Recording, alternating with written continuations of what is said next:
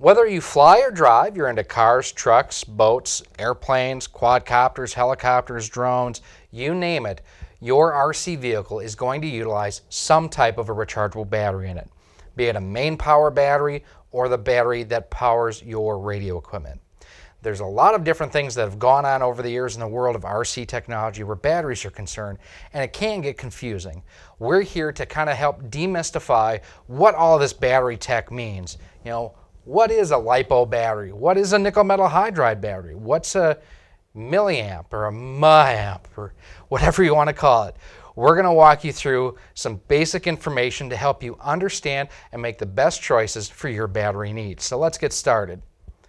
One of the most common battery packs that you're going to find in cars, trucks, and boats are going to be what are called nickel metal hydride batteries, and that's these guys here. We have here, this is a 6-cell nickel metal hydride battery. This is basically what comes with many of the ECX, Vetera, and ProBoat ready-to-runs.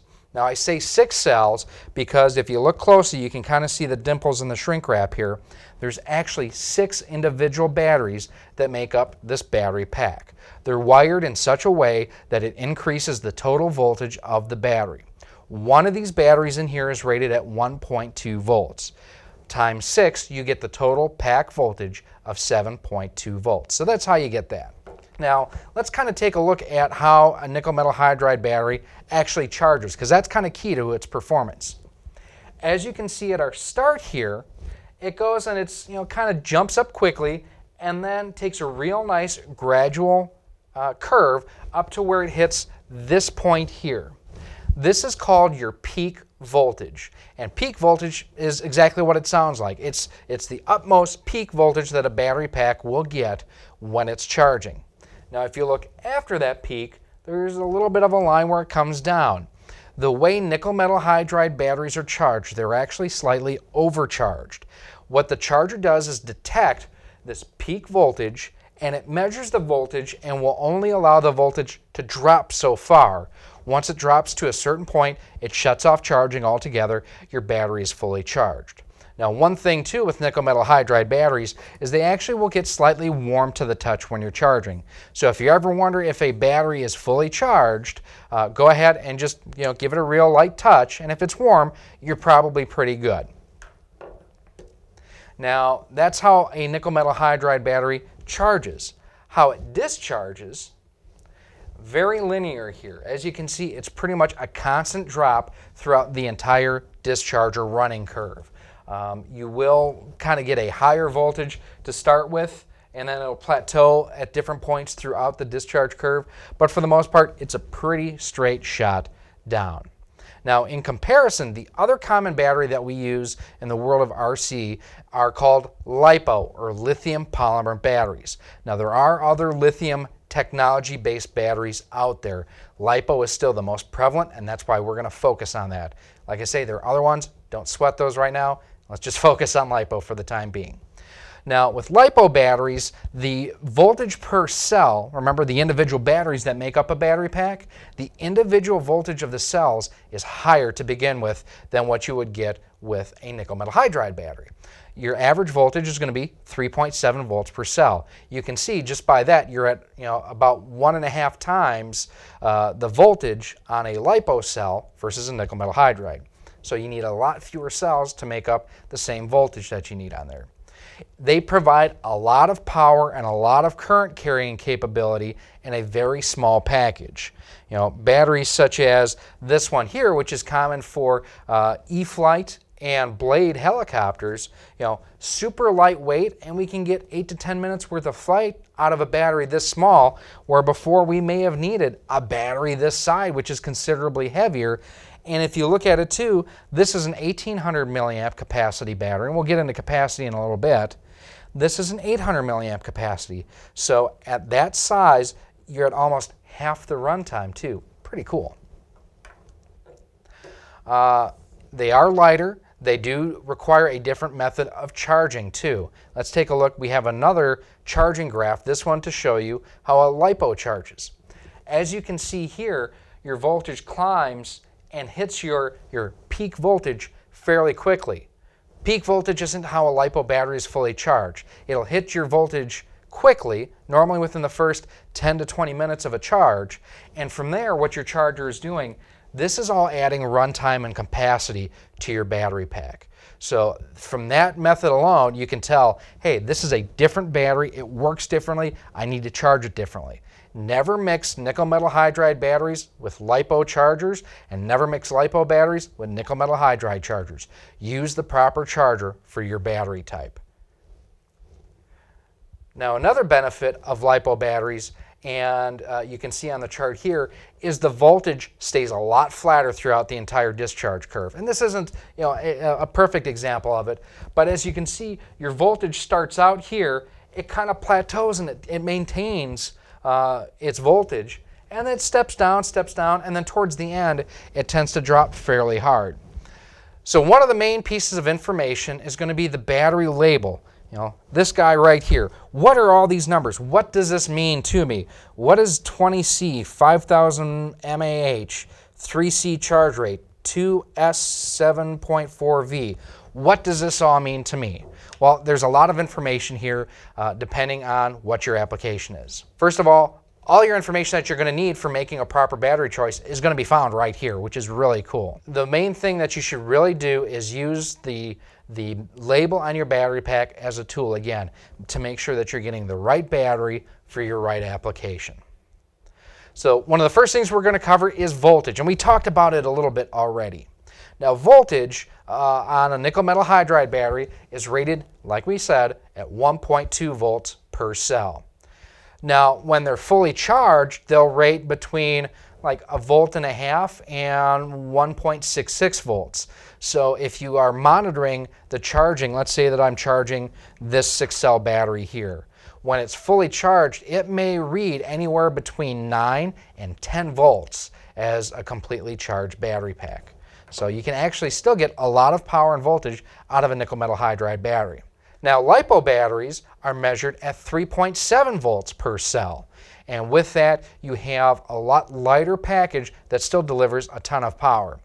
A fully charged LiPo cell will read at 4.2 volts per cell. So you just take that and multiply it out to see what the voltage output of your battery system is going to be.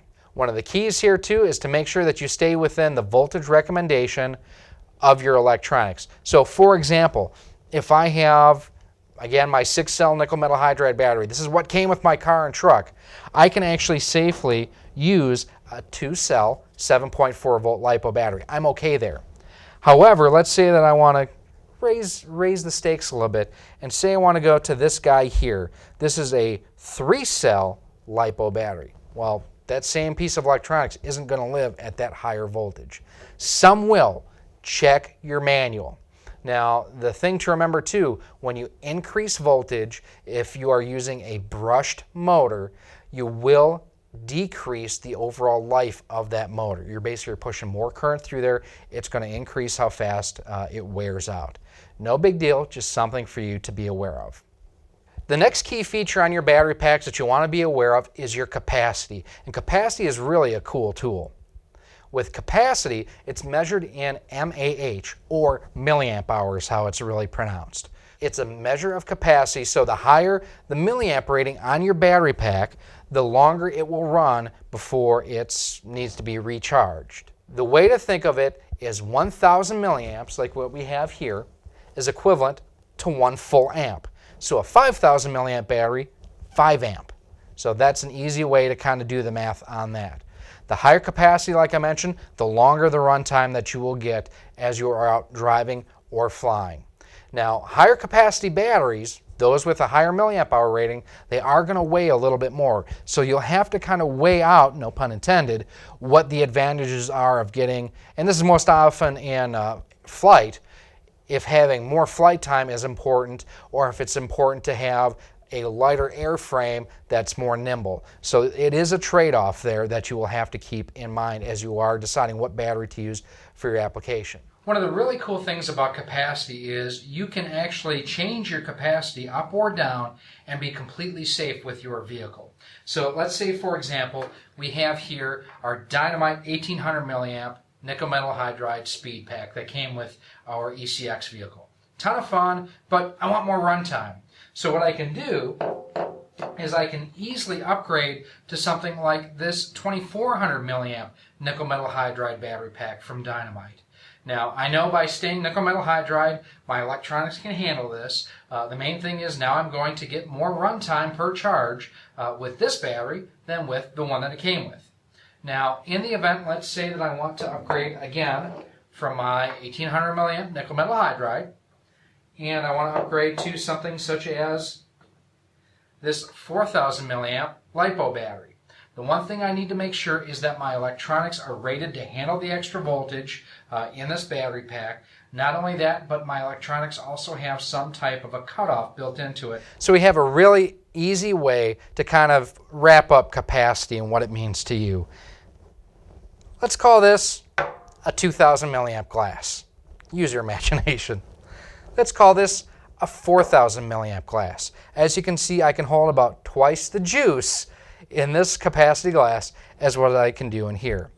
Now, you can easily use, a 4000 milliamp glass when you only need 2000.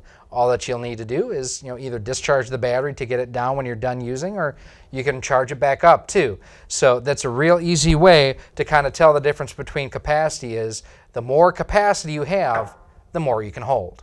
Next up on your battery label, we're going to talk about C rating, and there's two different types of C ratings on most battery packs. It's primarily a measure on LiPo batteries only. I've never really seen a nickel metal hydride battery that has a C rating on it. I look again at this label here, and I hate to keep picking on it, but we're going to pick on our 1800 milliamp Dynamite Speed Pack. There's nothing on here that indicates C rating. That's pretty normal. LiPo batteries really introduced the concept of C rating. And basically what C rating is it represents the maximum amount of continuous current that a battery can either output or input. Like I said, there's two different types of C ratings that you have on a battery pack. As you increase the amp draw, so let's say that if you're flying, if you're going to put a bigger prop on, if you're going to put a bigger motor in, if you're going to put a motor in with a higher kV rating, if you're going to gear up, if you've got like an 8-scale buggy or a 4-wheel drive short course car, if you're going to load the motor more, increase the C rating. What that will do is it will make sure that the battery is capable of outputting the amp draw that the electrical system is drawing from it. If you don't have a high enough C rating battery, you can damage the battery rather easily and rather quickly. You can ruin it, and worse, you could actually cause a fire. Now, with C ratings, you can always go up on your C rating, just like on capacity. However, you never want to go below the minimum recommendation from your manufacturer. So, for example, I have a 20C Dynamite Reaction LiPo here, and I have a 30C Dynamite Reaction LiPo battery here. I can interchange these without any problems whatsoever as long as my system says 20C or higher. If it says that I need a 30C battery, then I have to run this one, and I should not run this one here.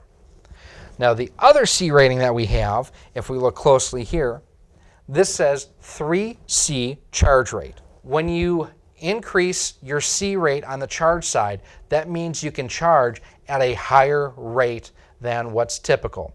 Normally with a LiPo battery or nickel metal hydride battery, we recommend for safety's sake you charge at what's called 1C, or 1 times capacity.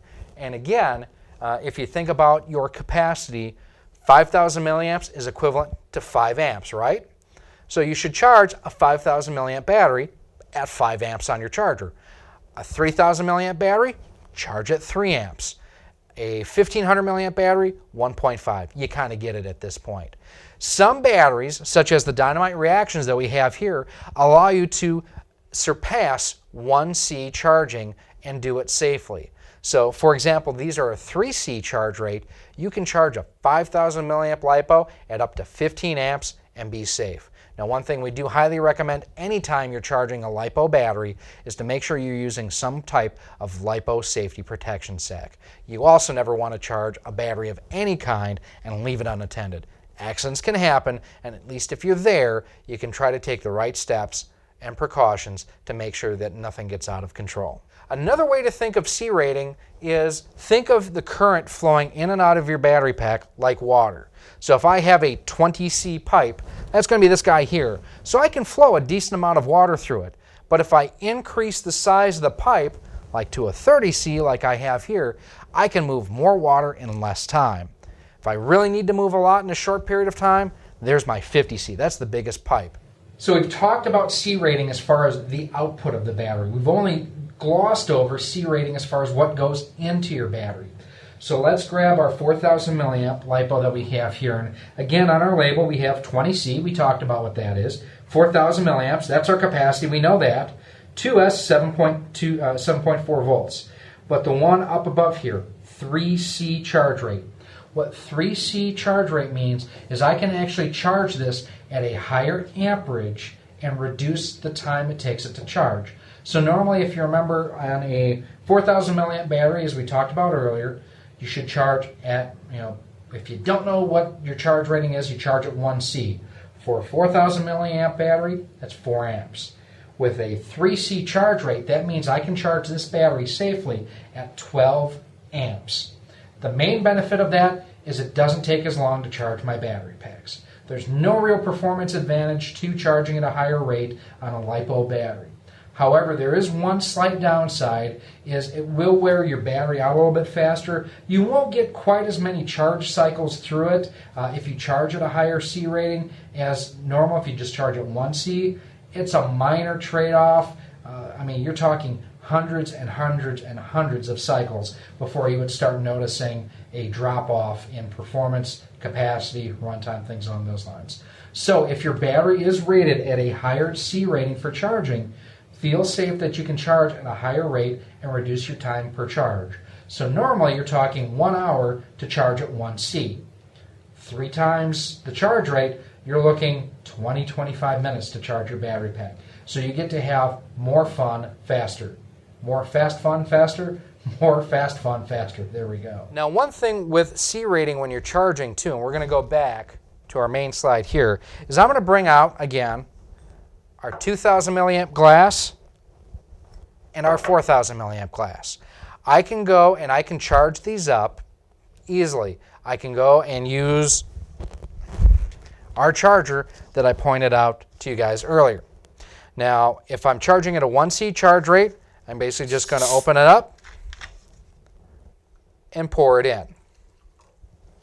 Now, if I'm going to charge at a 3 or a 5 or whatever charge rate that I'd want to charge at, it'd be the equivalent of doing this.